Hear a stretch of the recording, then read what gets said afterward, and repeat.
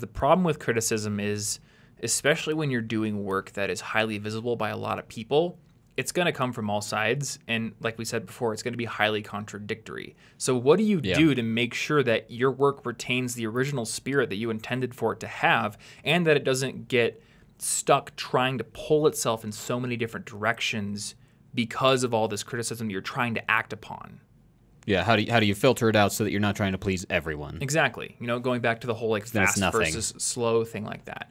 Or there's a lot of people who, you know, a lot of times I think criticism can come in the form of suggestions that aren't criticisms of your current work, but they're requests for you to maybe expand your current work. So people might say, I wish you would daily vlog, Tom.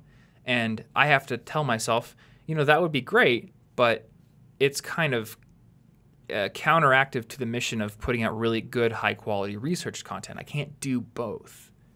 So I think you just have to take every piece of criticism and ask yourself, does this actually further my mission?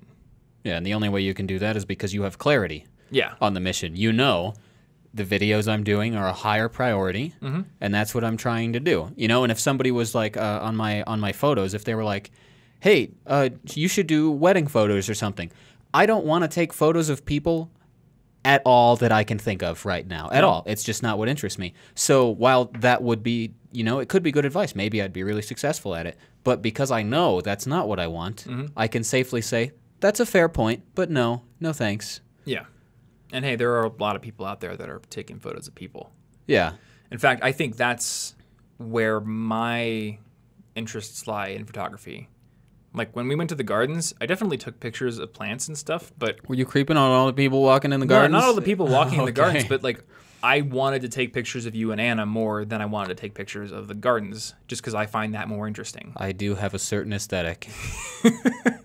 I don't know what that aesthetic is, but it's a certain one. It is aesthetic with a space in between every letter of that word. Of course. Aesthetic.